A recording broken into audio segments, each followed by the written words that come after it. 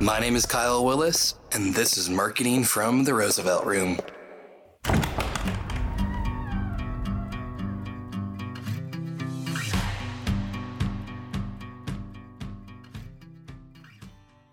All right, welcome back to a new episode of Marketing from the Roosevelt Room. We are carrying on our series with cigar retailers and manufacturers. I am loving where we're going today because I get to connect with a new manufacturer on the scene, created some pretty good cigars that I am just digging. And when I reached out to JR Cannon and Lee Marsh to say, hey, owners of Stolen Throne Cigars, can I grab a few minutes to learn a bit about you guys, what you've created, as I'm loving what you've created in this first cigar, Crook of the Crown. Lee, Marsh, it is an honor to have you here with us today. Thank you so much for making some time. No, man. Kyle, thanks for having me. It was a pleasure. Great to talk about the industry and everything that goes behind it. Really like to dig deep, and I appreciate all the kind words with what we're doing with the Crook of the Crown, man. I'm happy to be here. Yeah, man. Like I told you before, I'm not here to kiss up. If you made shitty cigars, we wouldn't be talking. But I've been a fan of what you've here. It's not often that your very first launch is already a hit. And as I've been spoken at some friends of mine who turned me on to it, you guys have created a wonderful cigar that is already, I think, causing quite a storm and creating some excitement. I want to learn a bit your story, what brought you to where we are today. But so people know, first of all, company's name, Stolen Throne, first release is called Crook of the Crown. Tell us a little bit about this first cigar, its makeup, so that people know what I'm smoking and what they have to look forward to at the end of the show. Sure, absolutely. So the Crook of the Crown is a San Andreas Maduro wrapper with Indonesian binder with all Nicaraguan flair. Highlighted heavily by a pseudo-unknown region for those on the boutique scene and greater cigar smokers from Somoto. It's not relatively popularly used. We kind of brought it to the forefront with the Crook, and it gives a very unique taste and kind of at the lifeblood of what the cigar is doing. Gives it the unique flavor, and it gives you that nice deep espresso flavor that everyone raves about. Absolutely. And being able to get into the makeup of a cigar, take the time to research what the binders, the fillers, the locations of where you want to find the leaves from. Obviously, that didn't happen overnight, and you've taken some time to get to where you are today. Love to hear a little bit of your journey. Just, Lee, where did you begin with cigars? What made you interested in the beginning where it became more than just a leisure activity? Yeah, what the thing is, man, is myself and JR started out like everybody else, just heavy consumers. And we just became engulfed in it, from going to, events and meeting people. Like all of our closest friends we met at cigar events or some other cigar shop or something around, tobacco and cigars. Yeah. That's how I met Chris. That's how I met Chris and Kyle. Delaware Cigars, their big festival they had. So you just meet people, and that's the best part, man. Like it's such a great community, such a tight knit folks. You get to know these people, you get to meet these people, and it takes it to another level. And really from the tobacco side, it was just something that kind of always struck out to me. Like I was always fascinated with it, growing up, I had family in Canada that would grow tobacco, obviously different strands for cigarettes and stuff, but just the whole process. And then when the first time I saw like a broadleaf, it just captivates you. The whole thing, the whole nuance and the art form of from seed to box. It's just a really, really cool experience. And, absolutely. With traditional business, man, I've been very lucky to be successful in other areas, but I've never really been passionate about something, right? And when you look at someone who's really passionate about what they do, a prime example is my wife. She works with kids. She's a pediatric physical therapist for the local children's hospital here. And much to my dismay, she would do it for zero. Like she would pay them to come to do work. And that's just something that, really resonated with me. And having that opportunity, and having JR really push me, that was really the thing, because we were doing really well. I had no real reason to take any risks. And JR finally says, are we going to do this or what? And he wasn't the only one. I mean, I remember one of the biggest stories I always tell is when Jim called me a cigar geek for the first time and says, you going to make cigars or are you just going to talk about it? I was like, oh, okay, well. That's a good compliment to hear. I can work with that. Yes. Yeah. So that's kind of how it started.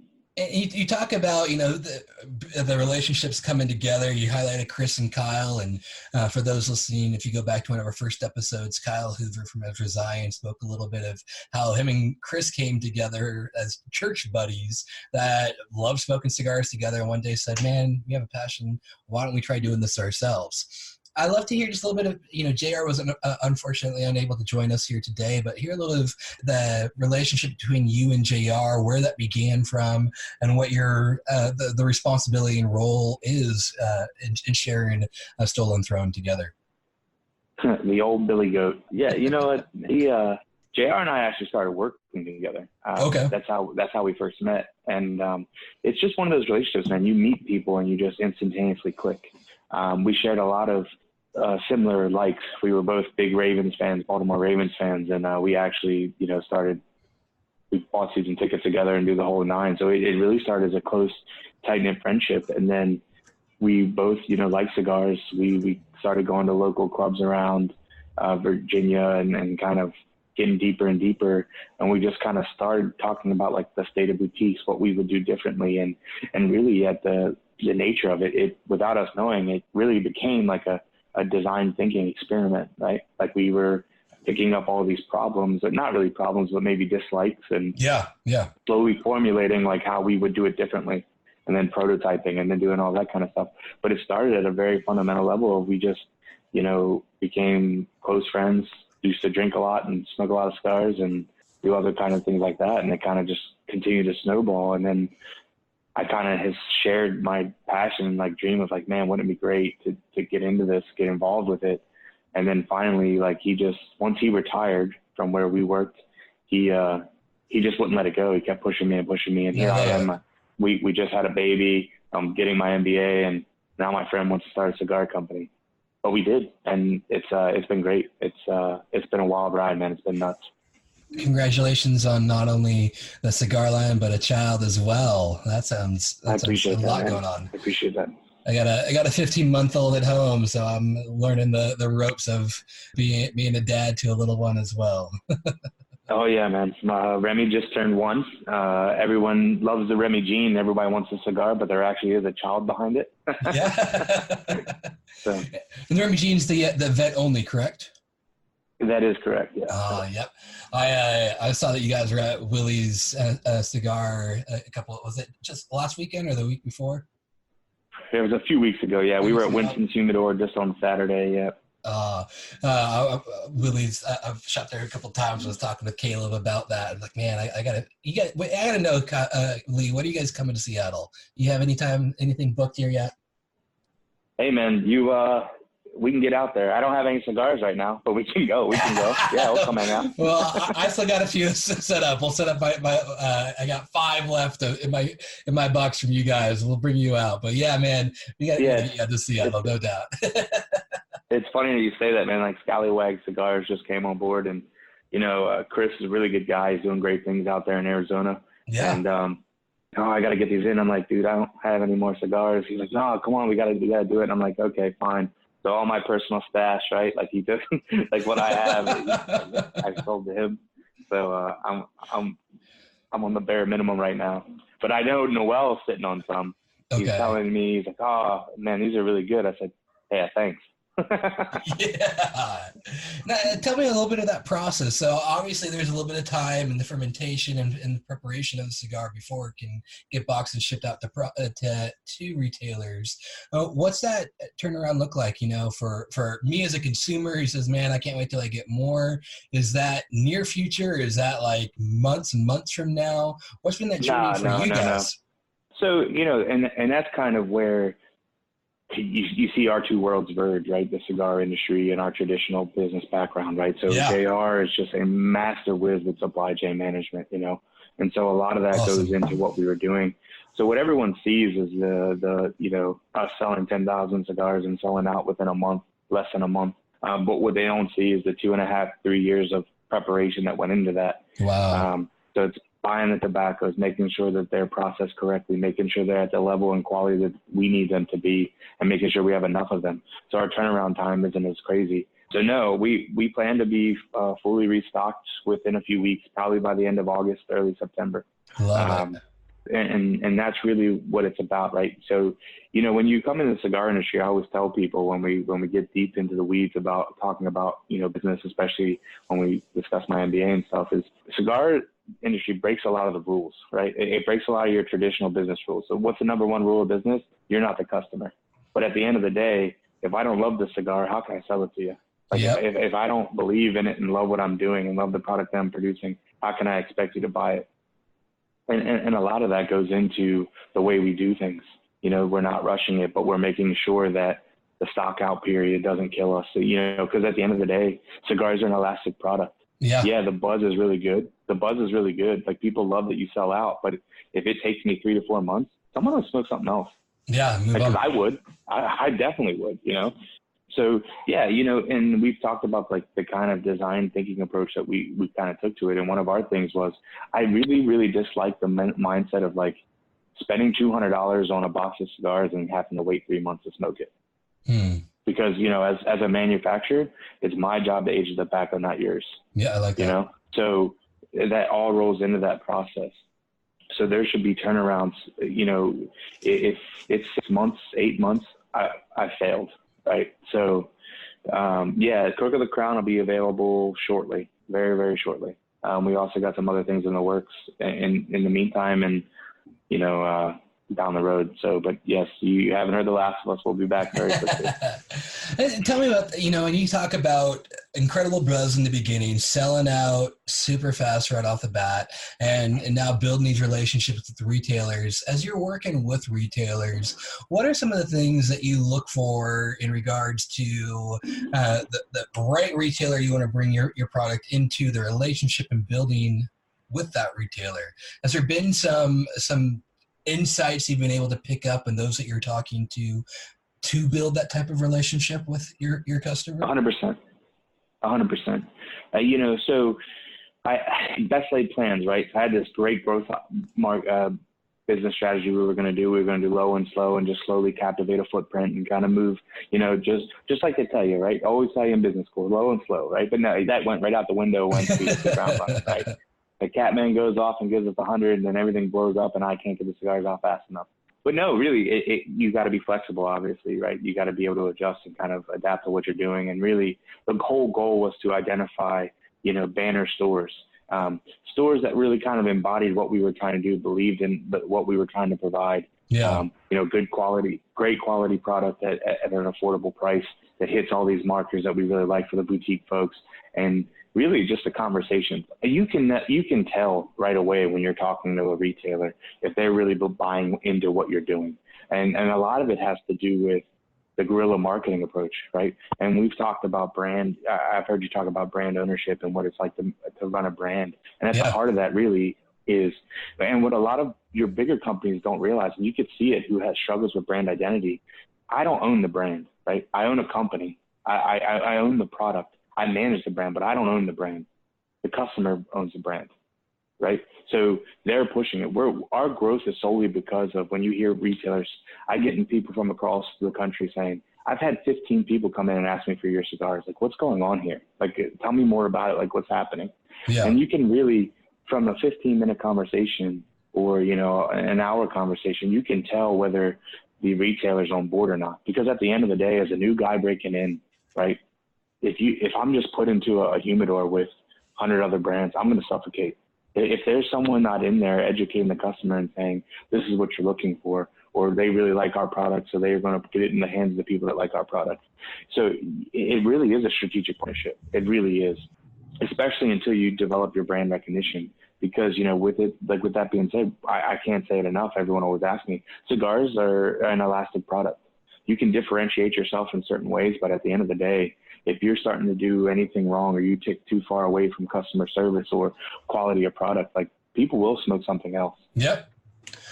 Man, I love what you're saying, because especially when you're able to bring the business mind into the cigar experience, as you're resonating deep within my heart in regards to understanding how branding works.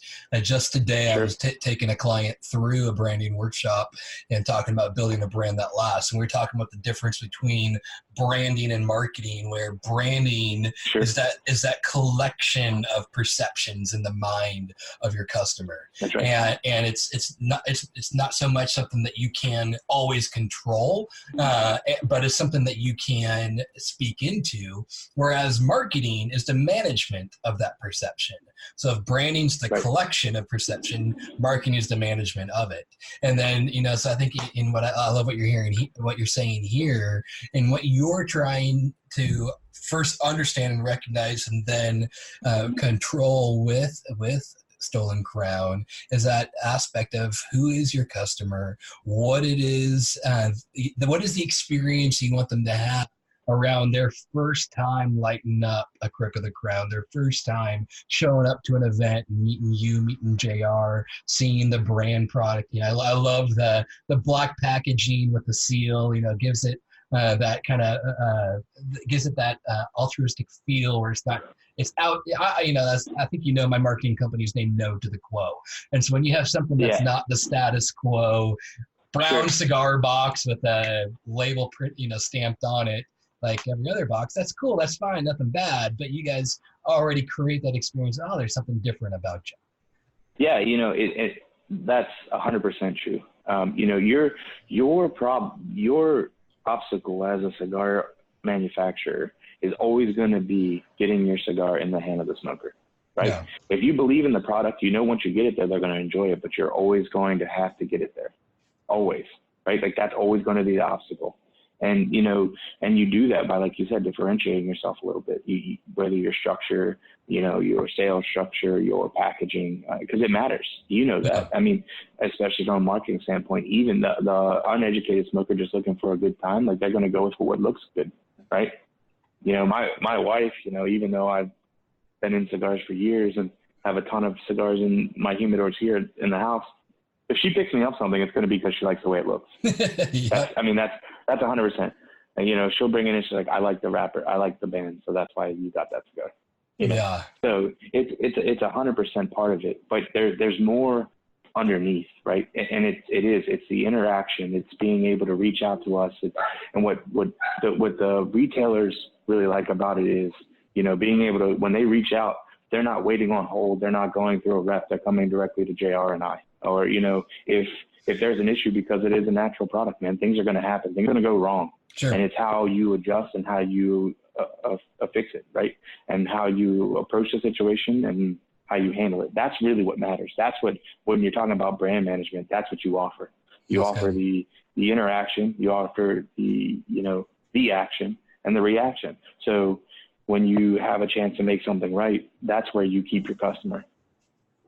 That's awesome. The customer that likes your cigars will smoke it again, but the customer where you take a problem and you make it not a problem, that's where you keep the customer. That's good stuff.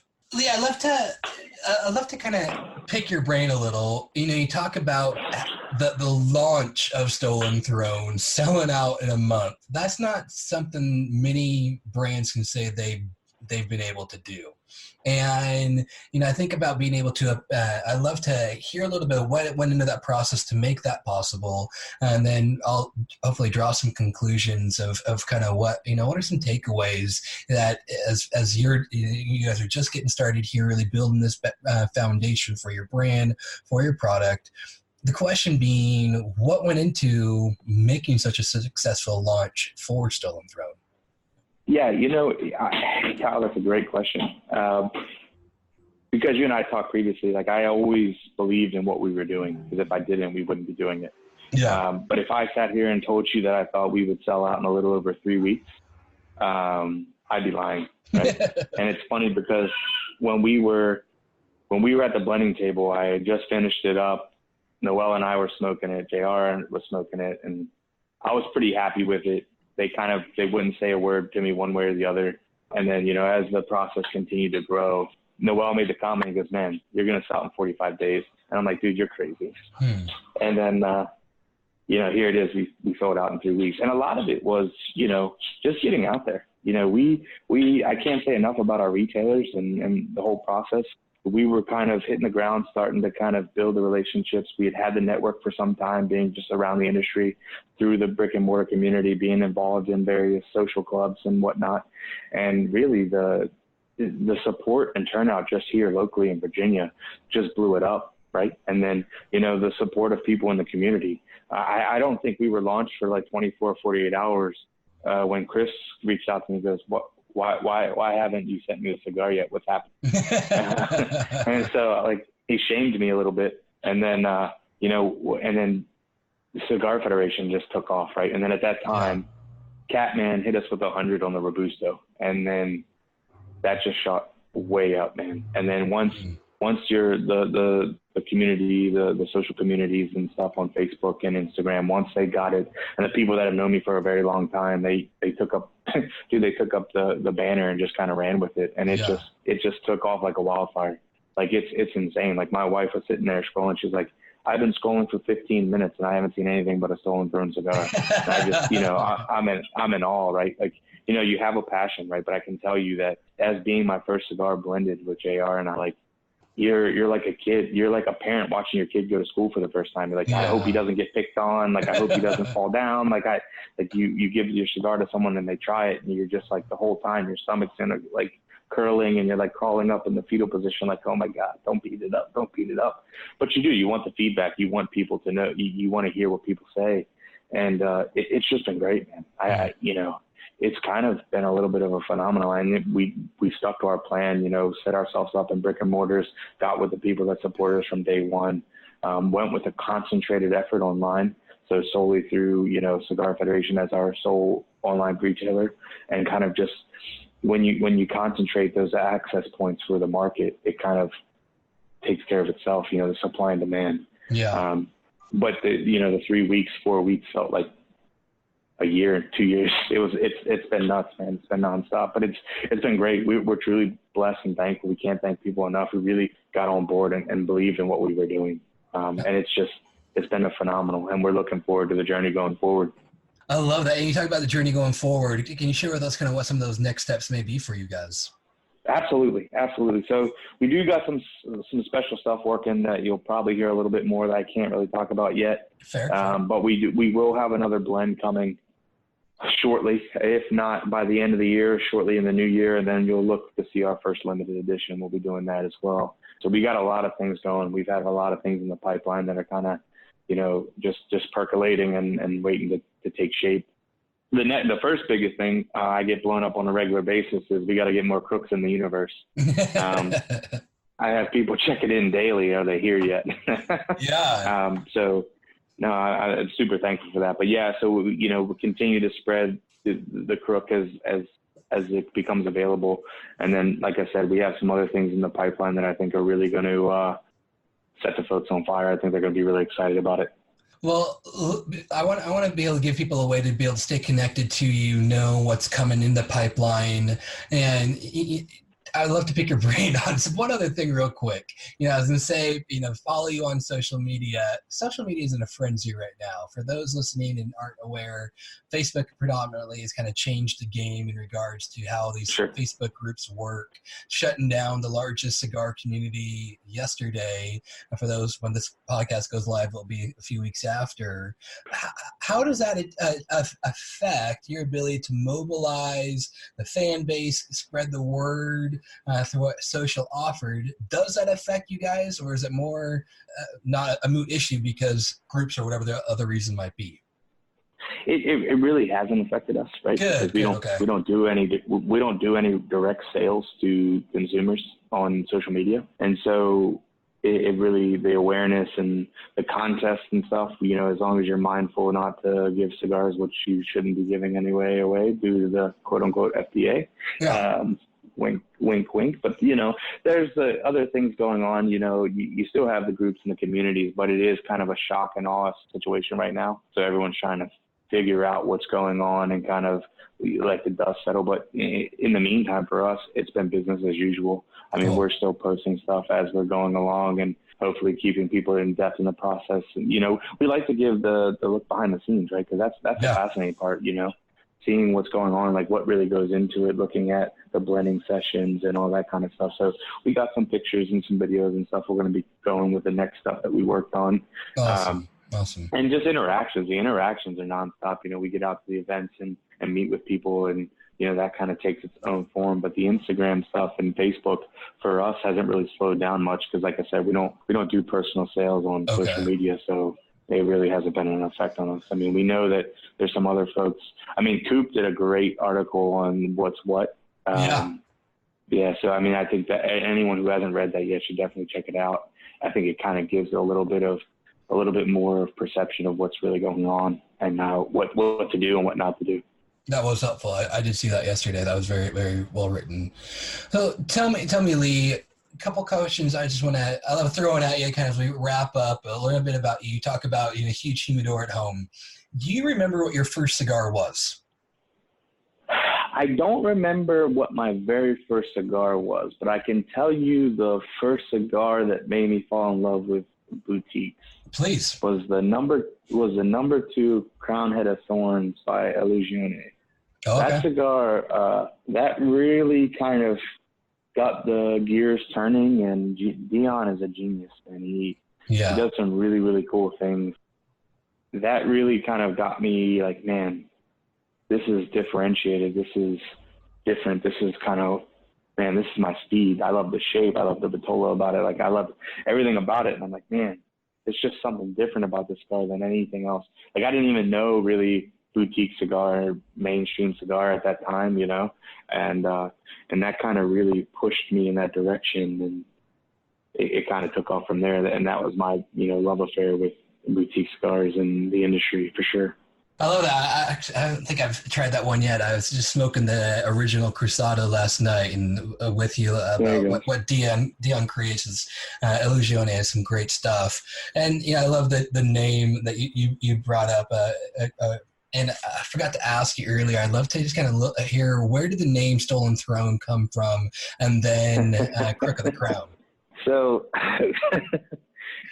So the whole process of starting the company, everyone asks what the hard part is. You would think it would be getting tobacco, blending the cigar. No, it was naming the company. That was by far the hardest part because of what I said earlier. You know, I really wanted it to be something we could believe in. Like, I didn't want it just to slap a label on it and sell it. Like, that's just not who I am at all. Like, I wouldn't get out of bed for that. And so we had a completely different name picked out because I put the cart before the horse. I had all these special projects I wanted to do. I'm like, well, how do we lump this into a brand without making it ridiculous? And I was like, man, that's a great name. I'm not going to say it because I still want to get this one. It came out that we were, it was trademarked. And we tried to go through the motions, and we didn't prevail. And then, you know, I always preface the story with, this isn't the best story. People love when I tell a story, but it's not. You know, I always get secondary questions, and you'll see why. So JR and I were with some other brand owners, and we were at a dinner, and like the questions had started coming up, and I had known these people for a while, and there was a certain group that I just met, and some, you know, it got brought up that JR and I were entering the industry, and there was someone there that wasn't very open to that idea, right? And he had made a comment, something to the, you know, to the effect of, you know, there's no seat at the table. And I had been drinking that night, I'll admit. So I used some I used some choice words, and I said, that's okay. Essentially, I said, well, bleep, I'll steal one, you know. And then when JR and I went back to the table after these failed attempts with the trademark issue, he was like, hey, you remember that story when you told so-and-so where to shove it? And I was like, yeah. And I was like, what about Stolen Throne cigars? We'll steal our place at the table. I like that. And he's like, yeah. And he's like, yeah, that's it. And then honestly, man, right after, like, the Crook of the Crown just kind of came right off the cuff. I love that. And I can tell you right now, I'm going to get 150 messages wanting to know who the company was that said that. And it never fails Two questions I always get are, when are you going to sell the Remy Jean? And who didn't want you to come into the business? Right? Those are nonstop the questions that I get on a regular basis. I won't ask you who the person was, but I do want to know, have you sent that person one of your cigars yet? No, I'm not. I am spiteful, but I'm not that spiteful. I want that person to line it up and see if you deserve that seat at the throne now. That's funny. That's real. That's good. I didn't think about that, actually.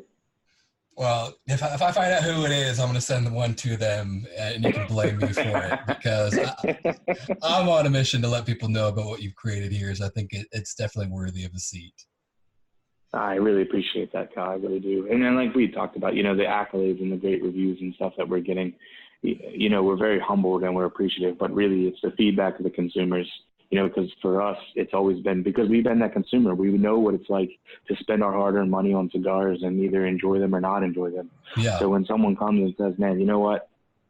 I had one of your cigars with my friends and family this weekend, and it blew me away. Like I had a great time. That really is what means it. That's the passion, right? That's what I wanted to share with someone. Like I said, when you give your cigar to someone that you've poured over and blended yourself, and then it's kind of what a songwriter might feel like, right? When they write a song and they don't know how it's going to be received, right? Yeah. And when all you do is want to share your passion and you want someone to enjoy it the way that you intended it to be. And so when that's done, it fills you with immense joy and pride, but really that's really what it's about for us. I love that. Well, Lee, that resonates deep within me, as I think, from been in my passion, my heart when it comes to marketing, when it comes to working with a business, is you've created something that's changed the status quo. You've created something that's given people a new way to look at cigars and a new way to experience what that first to market joy is and what you've brought here, and it shows in the work that you've done here. So let me kiss ass for a moment, simply to say well done, and thank you. I'm really excited to see where Stolen Throne is going, what's coming out next. Yes, I got to figure out how to get you guys to Seattle so I can try out that Remy Jean, and so but man, I kind of a real privilege you being able to be with us here today, share a little bit of your passion and what this journey is like. For those who haven't tried Crook of the Crown yet, tell us, do you have any upcoming events that anyone listening can try to figure out how they can attend to start off with? And I got a follow-up question to that. We don't have anything on tap because, like I said, we're out of inventory, but there's still a few of our accounts have some Stolen Throne Crook of the Crowns in stock. You can reach out to Scallywag Cigars. You can reach out to Winston's Humidor, and you can reach out to Willie's in Tech Center here, Willie's Cigars. All of them are on Facebook. I think most of them have websites, and they'll gladly take care of you. Events, we do have some plans in the fall once we get the inventory back in, and we'll be sure to make sure that makes it around so everyone knows to get out and meet us. We definitely, the more the merrier. We like to get out and meet the folks that are, leading the charge with getting the Crook of the Crown out there. Yeah. And for retailers who are listening to us, knowing, all right, this is a hot cigar that everyone's asking for. Yes, it may be a little bit of time until I may be able to get it in my shop, but what's the best way for a retailer to reach out to you or JR, start a conversation, learn a little bit more? Would we like to connect with you? Sure. If they reach out to me on social media, either our Facebook page or directly to me, or they can reach out via email at lee@stolenthronecigars.com. Awesome. Well, Lee, one last question then to kind of end up in a fun way. As I mentioned before, if you had to get stuck on a desert island, you could not bring Stolen Throne with you, what cigar or box of cigars are you bringing? Does Remy Jean count? No. If I can't take the Remy Jean or the Crook with me, you know what? It's funny. You know what? One of my all-time favorite cigars is the old original Camacho Corojo. Good call. Yeah, by Christian and the Aroa family. Like, I would definitely take a box of those bad boys, 100%. Love it. Well, man, thank you for your time today. It's been a real privilege having you with us here. I'm really excited to see where you and JR take Stolen Throne next. No, Kyle, thank you, man. The privilege is all mine. I thank you for taking your time to talk to me. If there's anything I can do, just let me know. You got it, man. Thank you. Hey, I want to thank you very much for joining us for this episode of Marketing from the Roosevelt Room. I know you have a lot of options on what podcasts you can listen to, so thank you sincerely for taking the time to join us for this one. If you have enjoyed this conversation, would love to keep it going in our Facebook group, Marketing from the Roosevelt Room with Kyle Willis. In that, we have live video, Q&A, and create more of a dialogue. Would love to keep the conversation going, so please join us on Facebook. Otherwise, look forward to catching you on our next episode. Have a great day.